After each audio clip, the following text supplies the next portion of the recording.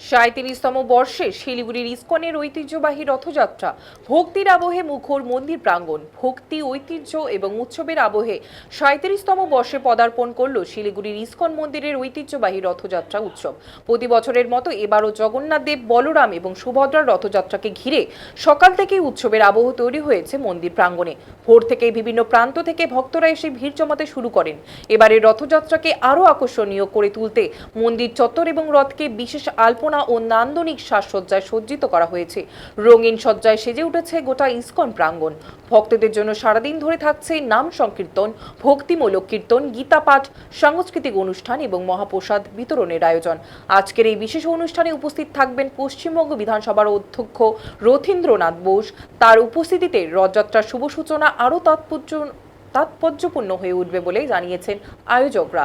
এছাড়াও বিভিন্ন ক্ষেত্রে বিশিষ্ট ব্যক্তিত্ব, ভক্ত এবং সাধারণ মানুষের উপস্থিতিতে উৎসব প্রাণবন্ত হয়ে উঠবে। ইসকন মন্দিরের কর্তৃপক্ষ সকল ভক্ত এবং সাধারণ মানুষের প্রতি রথযাত্রায় অংশগ্রহণের আহ্বান জানিয়েছে। তাদের বক্তব্য, রথযাত্রা শুধুমাত্র একটি ধর্মীয় উৎসব নয়, এটি ভক্তি, সম্প্রীতি এবং মানবতার এক মহামিলনের প্রতীক।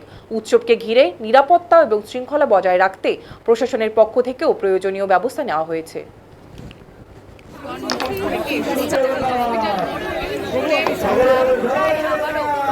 আরে চোখে রথীন্দ্র বোস এবং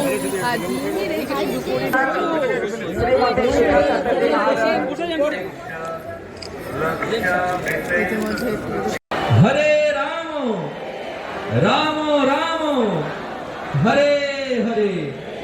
সকলকে অসংখ্য ধন্যবাদ।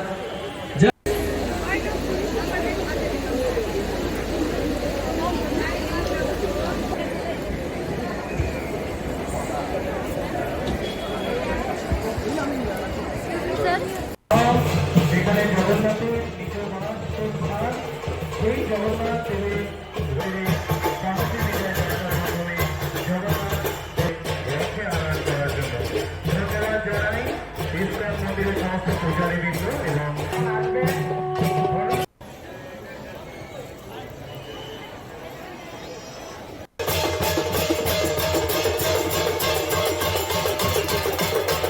আপনারা ধীরে ধীরে এই জায়গাটাকে খালি করে দিন। অনেক ধন্যবাদ। হরে কৃষ্ণ, জয় জগন্নাথ। সকলে বলুন জয় জগন্নাথ।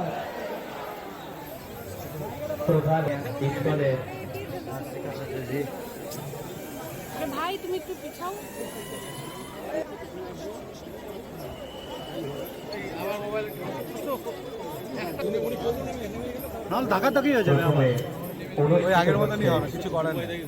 সকলকে কি বলবেন? জয় জগন্নাথ। আজকে রথযাত্রা সমস্ত বঙ্গবাসীকে এই রথের শুভেচ্ছা অভিনন্দন থাকলো।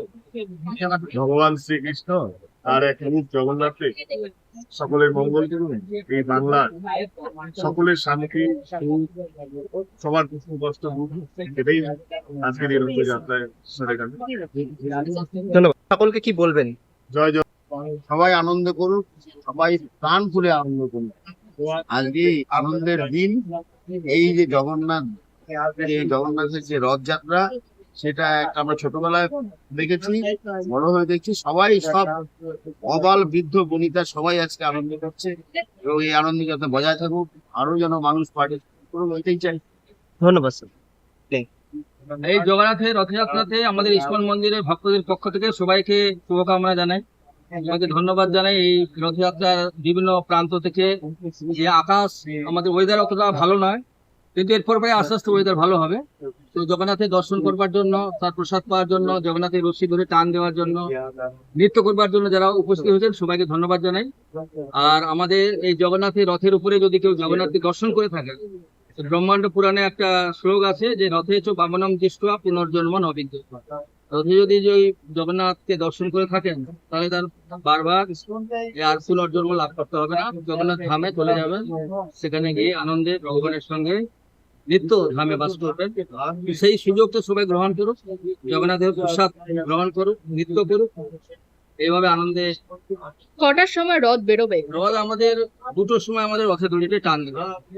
রুটটা যদি একটু বলেন তো। রোড আমাদের এখান থেকে, তারপরে ইস্কন মন্দির রোড হয়ে ঝাঁপলার মোড়, হায়দারপাড়া, চিনপাড়া, তারপরে ওই দিক দিয়ে হয়ে আবার পুনরায় এখানে ফিরে আসবে।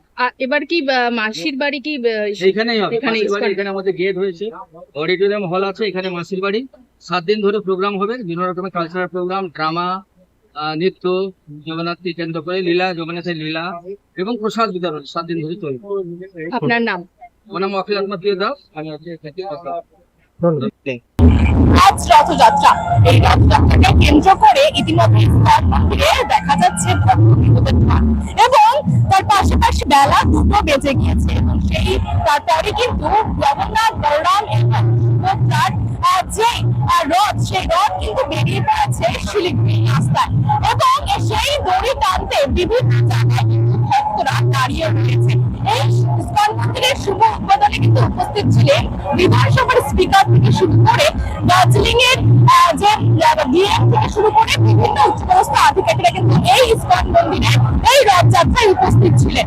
আমরা এতক্ষণ আপনাদের সাথে যুক্ত ছিলাম ইস্কন মন্দির থেকে, যেখানে সমস্ত আপডেট এবং সমস্ত ছবি কিন্তু আমরা আপনাদের সঙ্গে তুলে ধরলাম। আমরা আবারও যুক্ত হব বিভিন্ন আপডেটের সঙ্গে, তখন চোখ রাখুন বিজয় বাংলার পর্দায়। ক্যামেরা ঋতিক ভট্টাচার্যের সাথে সরকার নমস্কার। একেবারে আর একটু সবাই পিছালে ভালো হতো রে।